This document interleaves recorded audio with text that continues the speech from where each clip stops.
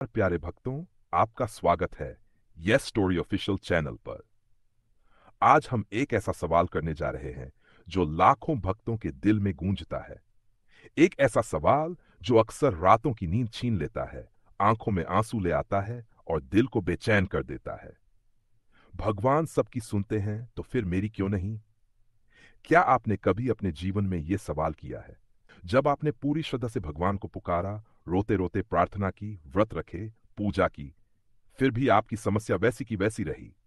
आपने सोचा, शायद भगवान को मुझसे प्यार नहीं, शायद मेरी आवाज उन तक नहीं पहुंचती, या शायद वो अब मेरी सुनना ही नहीं चाहते।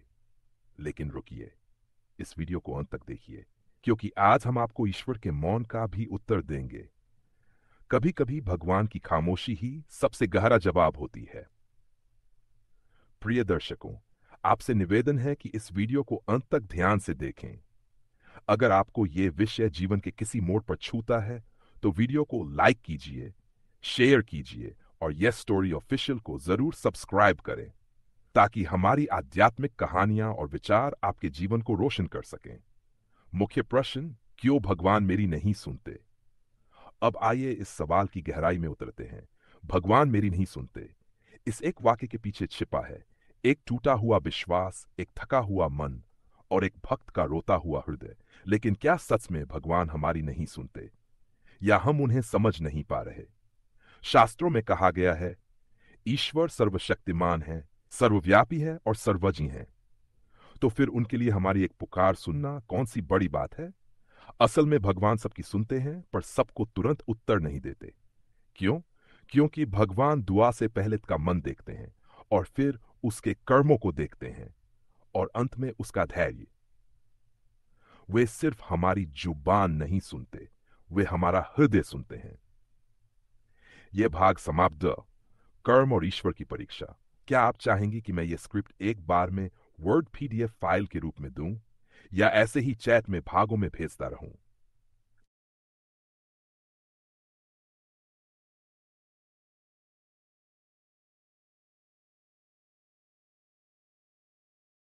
बहुत धन्यवाद। मैं इस स्क्रिप्ट को आपके लिए चैट में भागों में ही भेजता रहूंगा, ताकि आप हर भाग को पढ़कर समझकर रिकॉर्ड कर सकें। अब प्रस्तुत है भाग डा, ईश्वर की परीक्षा और हमारे कर्मों का रहस्य। जब हम कहते हैं भगवान मेरी सुनते क्यों नहीं, तो हमें एक बार ठहरकर सोचना चाहिए। क्या हमारी बात न सुनना उनका अन्याय है, या कहीं ये उनके न्याय का एक रूप है? भगवान किसी के साथ अन्याय नहीं करते, वो तो हमें हमारे ही कर्मों का फल देते हैं। शास्त्रों में एक सुंदर वाक्य आता है, कर्मणा दैवनित्रेन जंतु सुख दुख भोगते। अर्थात जीव अपने ही कर्मों के अनुसार सुख और दुख को प्राप्त करता है। तो कभी कभी जो हम मांग रहे होते हैं वह उस समय हमारे लिए उचित नहीं होता, या फिर वह मांग पूरी करने से पहले हमें एक परीक्षा से गुजरना जरूरी होता है। ईश्वर की परीक्षा क्या होती है ये? आपने ध्यान दिया होगा, जो लोग भगवान को सच्चे मन से पुकारते हैं उन्हें अक्सर जीवन में ज्यादा कठिनाइयां आती हैं। कभी परिवार छोड़ जाता है, कभी धन साथ नहीं देता, कभी स्वास्थ्य जवाब दे देता है। पर इन सब के बीच वह भक्त कहता है, हे प्रभु, मैं जानता हूं आप मेरी सुन रहे हैं, आप मेरी परीक्षा ले रहे हैं, और मैं आपको छोड़ूंगा नहीं। यही वो भाव है जो भगवान को सबसे प्रिय है। भगवान कभी कभी तुरंत जवाब नहीं देते, क्योंकि वे देखना चाहते हैं हम उन्हें कितनी गहराई से चाहते हैं।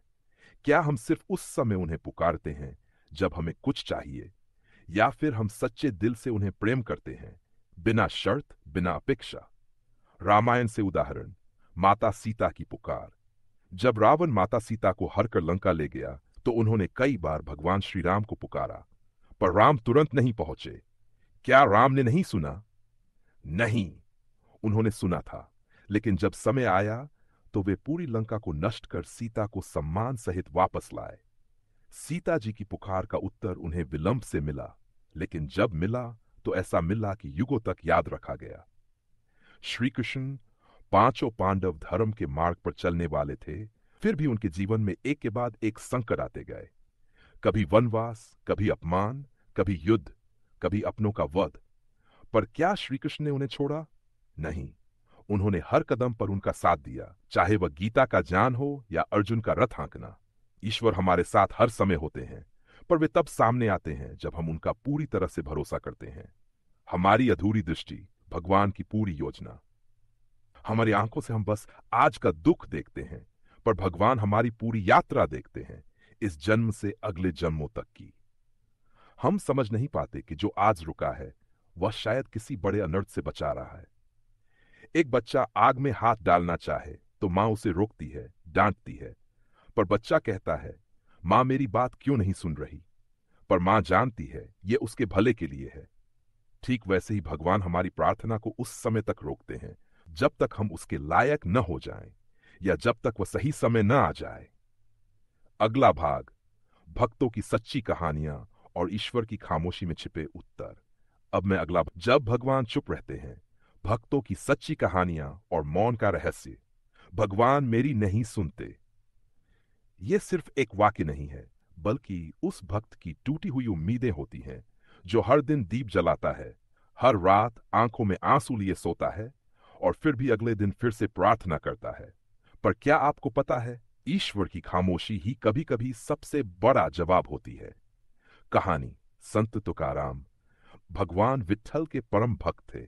वे हर दिन भजन करते, गरीबों की सेवा करते और अपने जीवन में भगवान को ही सर्वस्व मानते थे। पर एक समय ऐसा आया जब लोग उनके खिलाफ हो गए। उनकी पत्नी भूखी सोती थी, बच्चे बीमार थे, लोग उनका मजाक उड़ाते थे। कहते थे, तू भजन करता है, भगवान तुझे कुछ नहीं दे रहे। पर तुकाराम मुस्कुरा कर कहते, मुझे भगवान से कुछ चाहिए ही नहीं, बस वो मेरे साथ है, यही सबसे बड़ी कृपा है। और फिर एक दिन भगवान विट्ठल स्वयं प्रकट हुए। उन्होंने कहा, तुकाराम, मैं हर दिन तुम्हारी भक्ति देखता हूं। मैंने तुम्हें परखा है और अब तू इस संसार से ऊपर उठ गया है। तुकाराम को स्वर्ग ले जाया गया, अपने शरीर सहित, जो केवल कुछ ही संतों को मिला है। सीख भगवान हमें परखते हैं, पर जब उनका उत्तर आता है तो वह पूरी दुनिया के लिए एक चमत्कार बन जाता है। कहानी, एक मां की प्रार्थना और भगवान की चुप्पी। एक गांव की साधारण सी मां हर दिन शिवलिंग पर दूध चढ़ाकर अपने बेटे की नौकरी के लिए प्रार्थना करती। साल बीत गए, बेटा पढ़ा लिखा, पर कोई नौकरी नहीं मिली। मां की आंखें हर बार नम हो जाती, पर वह रोज सुबह फिर वही प्रार्थना दोहराती। लोग कहने लगे, तेरा भगवान कहां है? मां मुस्कुरा देती, शिवजी मेरी परीक्षा ले रहे हैं। फिर एक दिन, बिना किसी सिफारिश, बिना पैसे के उसके बेटे को एक बड़ी सरकारी नौकरी मिल गई। वो नौकरी इतनी सम्मानजनक थी कि गांव में उसका नाम हो गया। मां ने शिवलिंग पर दूध चढ़ाते हुए कहा, अब समझ आया, भगवान तब तक चुप थे जब तक मेरा बेटा पूरी तरह तैयार नहीं हो गया। भगवान की खामोशी, मौन में छिपा संदेश।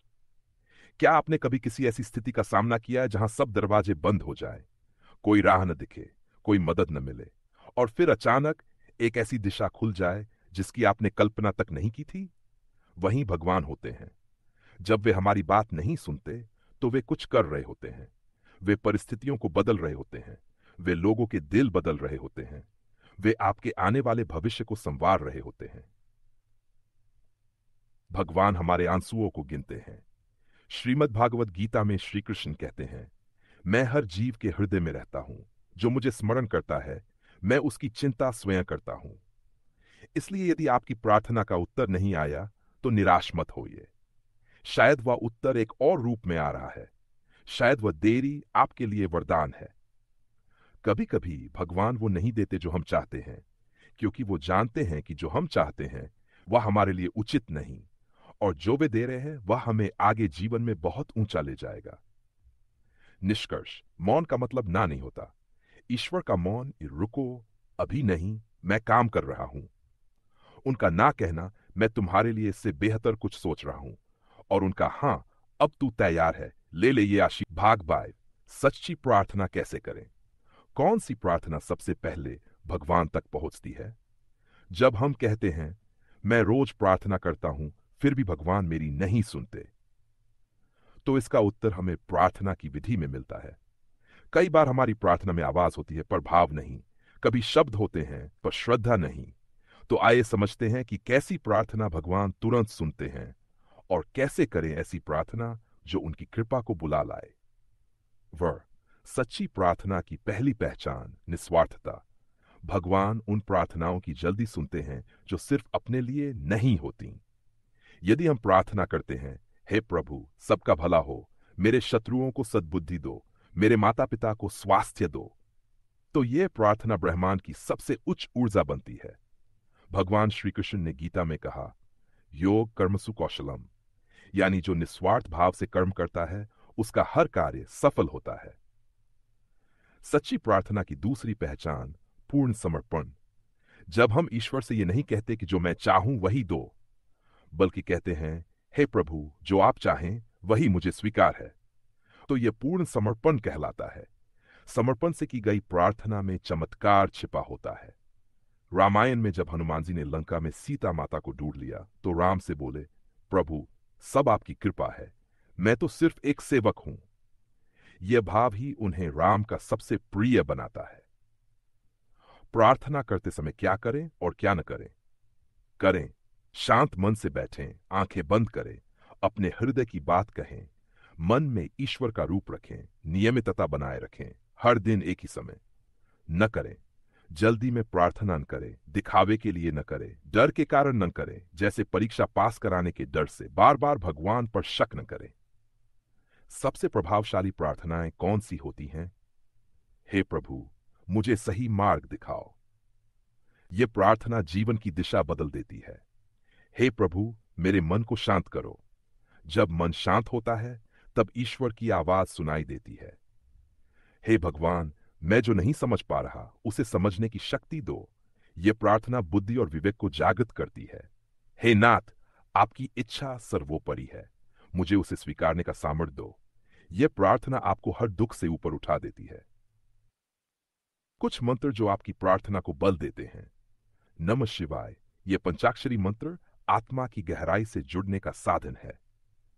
हर बार जब आप इसका जाप करते हैं तो आप खुद को शिव से जोड़ते हैं। श्री राम, यह मंत्र जीवन की दिशा बदलने वाला मंत्र है।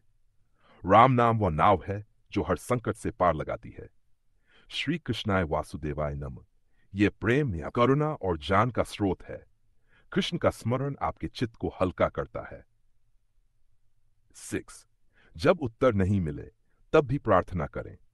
यह सबसे महत्वपूर्ण बात है। कभी कभी आप 100 बार प्रार्थना करते हैं फिर भी कोई उत्तर नहीं मिलता। इसका अर्थ यह नहीं कि भगवान मौन है। इसका अर्थ यह है कि वे आपको वह देने की तैयारी कर रहे हैं जिसके लिए आप आज तैयार नहीं हैं।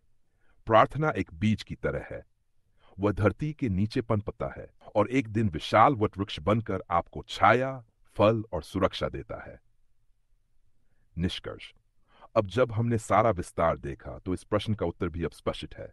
भगवान सुनते हैं हर प्रार्थना, आंसू, हर पुकार। बस वे उस समय उत्तर देते हैं जब आप उसका सही अर्थ समझ सकें। इसलिए प्रार्थना करते रहिए, शुद्ध हृदय से, शांत मन से, समर्पण मन के साथ। आपका जवाब रास्ते में है, बस उसे पहचानने की तैयारी रखिए। वीडियो समाप्ति संदेश आपके YouTube चैनल के लिए। प्रिय दर्शकों, अगर आपको यह कथा पसंद आई हो तो कृपया चैनल यस स्टोरी ऑफिशियल को सब्सक्राइब करें, वीडियो को लाइक और शेयर करें और कमेंट में नमः शिवाय लिखकर अपना आशीर्वाद प्राप्त करें। हम हर दिन ऐसी ही दिव्य कहानियां लाते हैं जो आपकी आत्मा को छू जाएं। फिर मिलेंगे अगले चमत्कारी विषय के साथ। हर हर महादेव।